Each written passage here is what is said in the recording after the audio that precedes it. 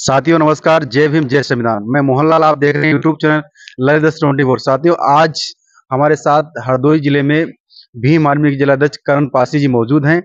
और अभी कुछ समय पहले जो आजाद समाज पार्टी के राष्ट्रीय अध्यक्ष चंद्रशेखर आजाद, उनको जो चुनाव वो लोकसभा का लड़ रहे हैं नगीना में, नगीना जाकर उन्होंने डोर टू डोर उनके लिए वोट मांगे और जमीनी हकीकत को जाना कि आखिर चंद्रशेखर की वहां पोजीशन क्या है, कि आजाद समाज पार्टी का जो इकलौता सांसद है वहां से क्या जीतेगा क्या हारेगा। इसी पे जो ग्राउंड रिपोर्ट जो अध्यक्ष जी वहां से लेकर आए, क्लियर करके उनसे बात करेंगे कि आखिर चंद्रशेखर की वहां कैसी पोजीशन है, उनका क्या माहौल है, कितने लोग उनके साथ हैं। बहुत बहुत धन्यवाद सर हमारे साथ जुड़ने के लिए, बात करने के लिए। सर, जो आप भीम आर्मी के जिलाध्यक्ष हैं और आजाद समाज पार्टी के जो मुखिया चंद्रशेखर भाई है वो चुनाव लड़ रहे हैं नगीना से लोकसभा का, क्या पोजीशन की है? वहां पे पोजीशन की तो बात की जाए तो मैंने जहां तक देखा है, विपक्षियों के तो लोग पर्चे फाड़ के फेंक देते। विपक्षी नाली में पड़े दिखते हैं वहां पे।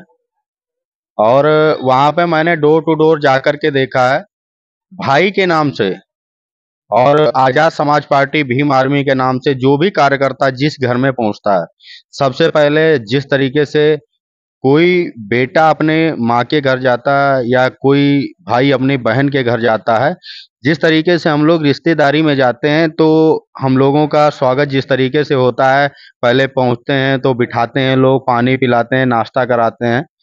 तो जैसे ही हमारे कार्यकर्ता पहुंचते हैं, ऐसा मैं यही जानता हूं कि ऐसा कोई परिवार नहीं होगा नगीना के अंदर जहां पे आजाद समाज पार्टी के लिए 100-200 रुपए का आजाद समाज पार्टी के कार्यकर्ताओं को नाश्ता न कराता हो। नगीना एक सुरक्षित लोकसभा सीट है, तो सबसे अधिक जो मतदाता हैं वो किस समुदाय, किस बिरादरी से आते हैं? वहां पे तकरीबन 16 लाख के आसपास पोल पूरा टोटल वोटिंग है।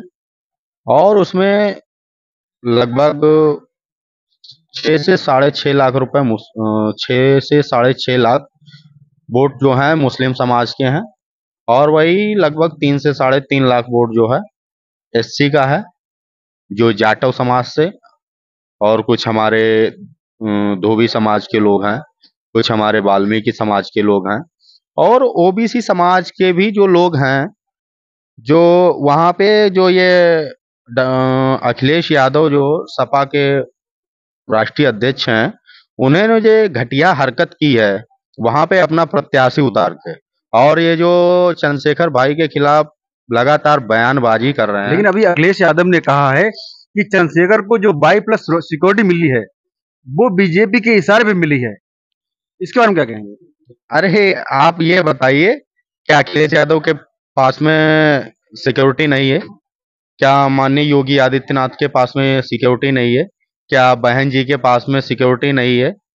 क्या ओम प्रकाश राजभर के पास में सिक्योरिटी नहीं है? मैं आपसे ये जानना चाहता हूं कि जो एक दलित और पिछड़े वर्ग के लोगों को, बहुजन समाज के लोगों का नेतृत्व कर रहा है, अगर उसे सुरक्षा मिलती है, आपने तो हमेशा मुस्लिम समाज का वोट लिया है और उसके साथ में आप कहीं पे खड़े नहीं हुए। आपने हमेशा दलित समाज का वोट लिया है, उसके साथ में कहीं खड़े नहीं हुए। अगर कोई किसी के हक अधिकारों की बात कर रहा है और उसको जब, भाई एक दलित समाज के बेटे को जब सुरक्षा मिली, तो इन लोगों के पेट में दर्द क्यों हो रहा है भाई? अखिलेश का ही एक सांसद था एसबीर सिंह, जो सपा का सांसद, उसने ही आरक्षण की प्रतियां फाड़ी थी।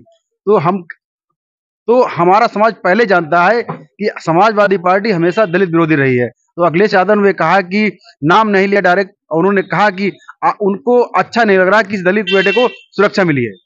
अरे इनको तो अपनी जो अहमियत है उसका अंदाजा तभी लग गया हो था जब ये इन्होंने अपना जो राज्यसभा का जो क्वार्टर, जो मकान इन्हें मुहैया कराया गया था, ठीक है, जब वहां पे गंगा जल से धुलवाया गया था ना, तो इनको आवास जो इनका आवास था, मुख्यमंत्री आवास, जब गंगा जल से धुलवाया गया था, तो क्यों ये तिलमिलाए घूम रहे थे?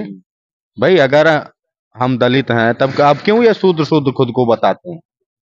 लेकिन जो अखिलेश यादव पीडीए की बात करते हैं, पिछड़ा दलित अल्पसंख्यक, लेकिन कल उत्तर प्रदेश के माननीय मुख्यमंत्री योगी आदित्यनाथ जी ने कहा है कि पीडीए का मतलब होता है परिवार डेवलपमेंट अथॉरिटी, कि ये पीडीए दलित पिछड़ा वर्ग पीडीए नहीं है, ये अखिलेश यादव की परिवार डेवलपमेंट एक अथॉरिटी, एक इनका एक समूह है जो अपने परिवार को डेवलप कर रहे हैं। देखिए वो अपनी अपनी अलग वैचारिक, ये देखिए वैचारिक लड़ाई है, वो किस तरीके के अपने विचार व्यक्त करते हैं। लेकिन लगातार अखिलेश यादव की पार्टी से सांसद मौर्य चले गए, अनुप्रिया पल्लवी पटेल चली गई, लगातार इनके पीडीए का जो नारा दिया था वो तो लगातार बिखर रहा है। अब जहां तक कि अगर देखा जाए तो जो अखिलेश यादव ने वहां पे अपना प्रत्याशी सपा का उतार के बहुत बड़ी मूर्खता की है। कोई भी अच्छा राजनीतिज्ञ जो व्यक्ति होगा वो ऐसा करना उचित नहीं समझेगा। एक सीट के लिए वो 79 सीटों पे अपना वोट नहीं काटेगा। आप जहां तक जानते हैं ऐसी कोई सीट नहीं लोकसभा की है जहां पे कम से कम चंद्रशेखर भाई के 1 लाख से कम फैन हो, जो फैन जो दिल जान सब कुछ कुर्बान कर सकते हैं चंद्रशेखर भाई भीम आर्मी के लिए। तो आपको क्या लगता है कि चंद्रशेखर कितने वोटों से जीतेंगे? कम से कम 2 लाख वोटों से। इतने विश्वास कैसे कर सकते? मैंने वहां पे जाके देखा है भाई। अच्छा। बिल्कुल वहां पे लोग कहते हैं कि ओबीसी समाज नहीं साथ में है। लेकिन अरे मुझे लगा कि जाटव समाज वहाँ बहुजन समाज पार्टी के साथ खड़ा है। बहुजन समाज पार्टी को तो अब मैं कुछ गलत तो नहीं कहूंगा, क्योंकि वो भी हमारे समाज की ही है। समाज के लिए कार्य भले ही ना किया हो, लेकिन काशीराम साहब ने उनके सर पे हाथ रखा था, तो हम लोग कुछ गलत तो नहीं उनके लिए बयानबाजी करेंगे, लेकिन ये है उनको उनकी औकात वहां पे पता चल जाएगी। तो मतलब नगीना सीट चंद्रशेखर जीते। 100 में 110%।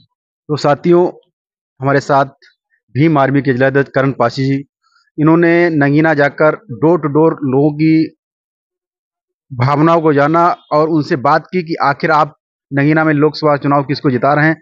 तो अध्यक्ष जी का कहना है कि चंद्रशेखर 2 लाख वोटों से इस चुनाव को जीतेंगे। तो साथियों, इसी के साथ आपका और हमारे साथियों का धन्यवाद। जय भीम, जय संविधान।